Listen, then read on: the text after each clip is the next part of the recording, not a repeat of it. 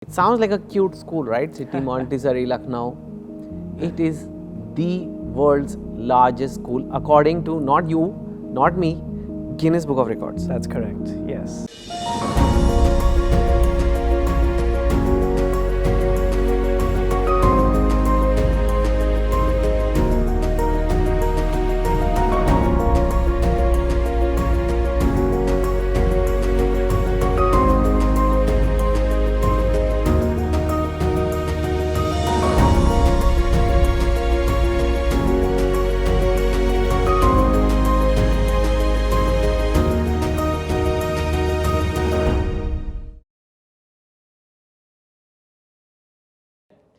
Hello friends, welcome to yet another episode of Skill Tree Education Evangelist of India Season 3, a show where we present some of the eminent educators of the country. Now, before I start with the show, I want to ask a few things. Like, I have a doubt. Is there anything which India as a country has to offer to change the course of education? And do you really think that India needs a change in its overall education system? Well, to find out the answers for these questions, let us welcome Mr. Roshan Gandhi. He is the Director of Strategy of City Montessori School, Lucknow. Let's welcome our guest, Mr. Roshan Gandhi. Hi Roshan. Hi, pleased to meet you. Good to see you too. Thank you. Wow, a pretty young education evangelist. How old are you? 25. Okay, that's pretty young. But before that, about yourself, you're 25. Yes. And how did you venture into this world? So I was born and raised in the United Kingdom. I grew up in London in my early childhood, then in the city of Cambridge throughout my school years, finally at the University of Oxford. And I had various thoughts in mind of how to pursue a career, but one thing that always interested me was the idea of service, how to improve people's lives in the society, and I always felt that education was a good way to do that. My family has founded the City Montessori group of schools. My grandparents, Dr. Jagdish and Dr. Bharti Gandhi, were the founders 60 years ago. In Lucknow? In Lucknow. Not the UK, which is not in the UK, I think. That's correct, yes. And throughout my early years in the UK, of course, the City Montessori group was a very distant thing that I sort of knew my family was running. But after I graduated, my family sort of put the idea in my mind that they would like some help and they would want me to be involved. And that fell in line very much with my own aims and passions anyway, as I always had in mind to do something in education. So it made sense to work with the family legacy and start with this platform and take things forward. You grew up in the UK and you basically came back and joined your grandparents. Yes. Is that correct? They must be so thrilled, right?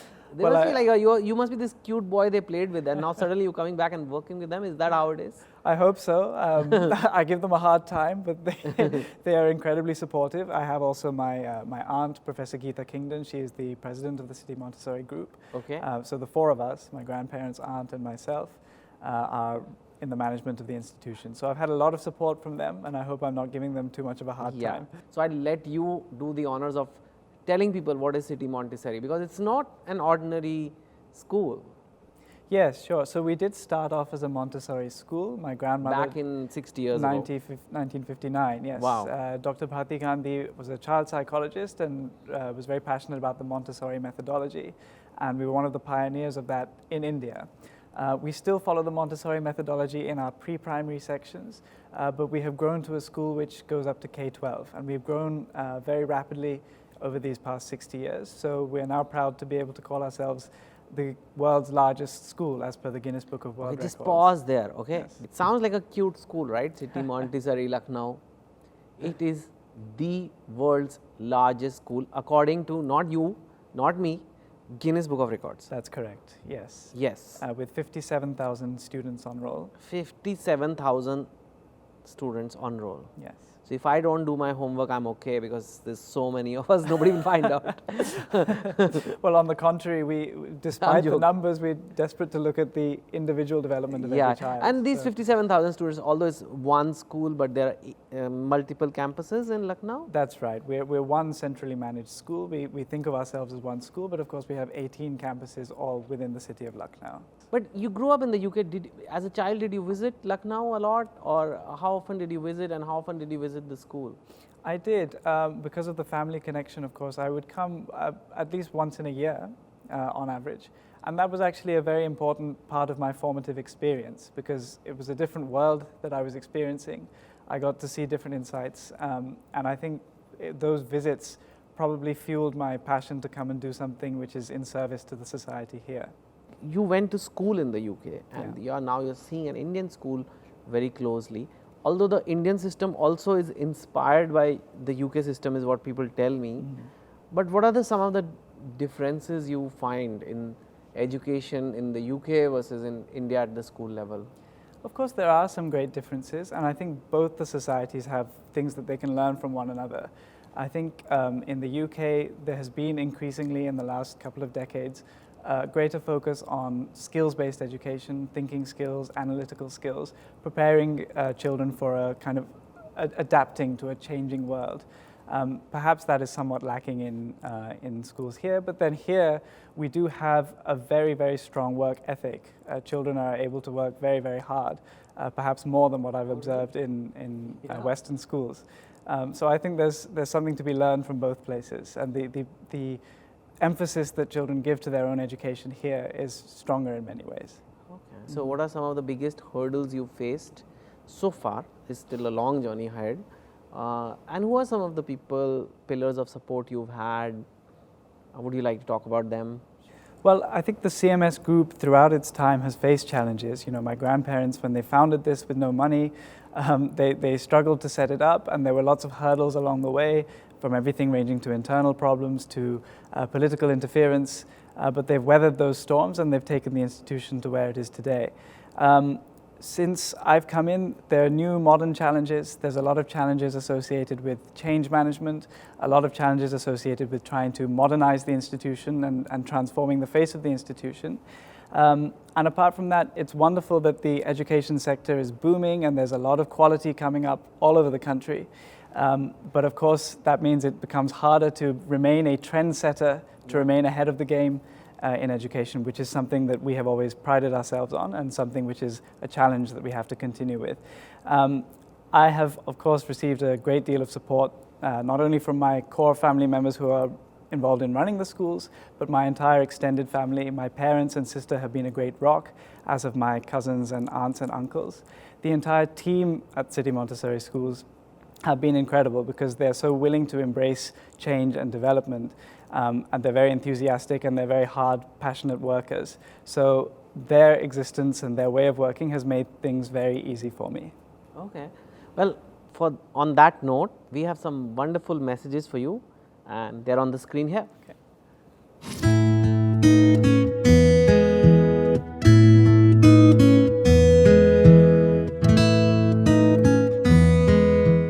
He is a young, dynamic leader, and I must add, a very popular one too. We are particularly impressed with his ability to connect with each person effortlessly. He is pragmatic and meticulous in his approach towards work. He is a great listener and communicator.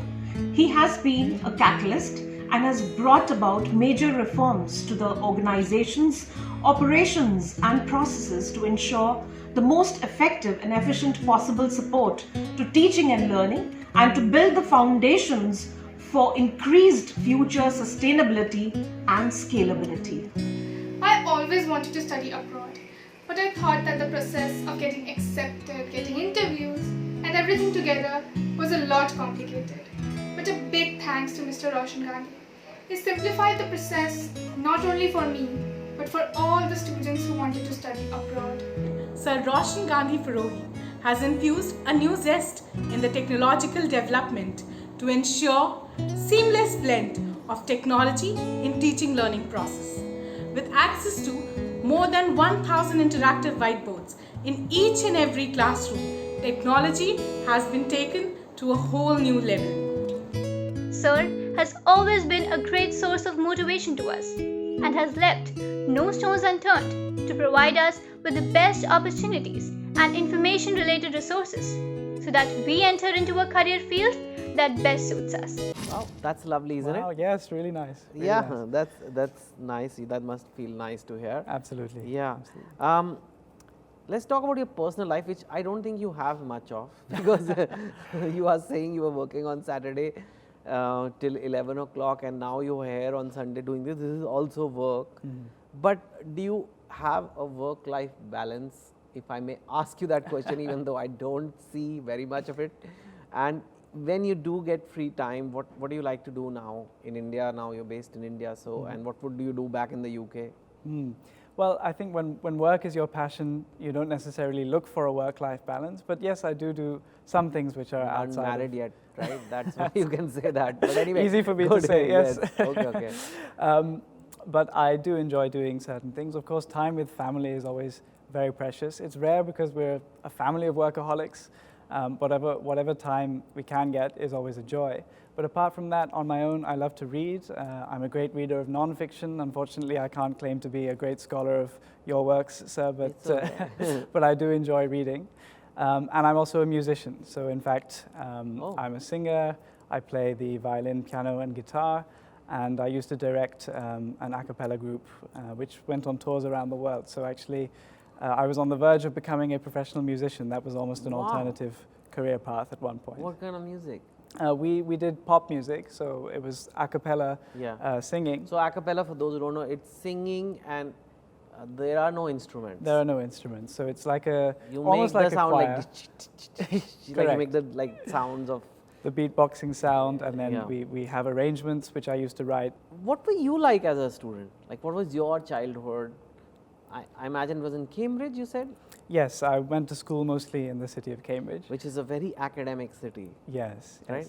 And now, is that why you grew up and said, okay, this is so academic that I'm also going to have a career in academics and I'm going to be in a school? Like, you were born in an educational city and now you're again working in a school all the time. Is this your destiny? You think this is your karma? Well, whether we believe in destiny, I don't know, but it's definitely something that has been imbibed in me from a young age. The city of Cambridge definitely has that atmosphere to it. It's a seat of learning. There's a lot of very learned people around, a lot of events going on all the time which are open to the public, which was a great opportunity growing up. And I had the privilege of going to a very good school. So as a child, I could be a little mischievous at times. I was a backbencher in the class. I would sit at the back and chat, but I focused when I needed to, so I was able to perform quite well in my studies, in my exams. What did your parents say? Or like, was that always kind of like the plan that you will go back to your grandparent? Well, it certainly wasn't always the plan. In fact, it was not really on my radar. I was thousands of miles away growing up. I was aware of the schools, but it wasn't a strong part of my life. After I graduated from the University of Oxford, I did apply for local jobs. I had an offer with Deloitte. I was going to go down the corporate route because that was sort of the done thing. But it wasn't really where my passion lay. I always had this educational thing in mind. So when the calls came from India, from Lucknow, from the grandparents, from my aunt, Professor Geeta, I really heeded those calls and I thought about it deeply. And my parents were very supportive in the decision. They had always brought me up with these values of service. They are doctors themselves. They at one point encouraged me to become a doctor myself, but they also understood that that wasn't really where my interest was. So they were very happy to support my decision to come and work in the education sector. Yeah, that's great. Tell me, what makes your institution a great place to study? So I think there's a number of features of our education at CMS. We're very proud this year. The Education World magazine, they do rankings which are considered fairly prestigious in the education space. They had an independent jury which rated the most respected brands of Indian education, and our group of schools, CMS, was the third highest ranked brand in India. We really focus on peace education, and in 2002 CMS won the UNESCO Prize for Peace Education. It was the first school ever to win that prize. And we focus on this through a lot of international exposure for our students. We organize international events, at least 30 in a calendar cycle. We have children coming from all over, which really broadens the horizons and mindsets of our students as they get that exposure. We even have a conference of chief justices and Supreme Court judges from all over the world once per year. So we're constantly striving to introduce new things and striving to improve ourselves. And I think that makes CMS a great place to study. That's great. one last tradition we have, we take a Polaroid picture there, Okay. and for our picture wall, and I'll give you a little memento for the time we spent today. So if you could just come and help me with that.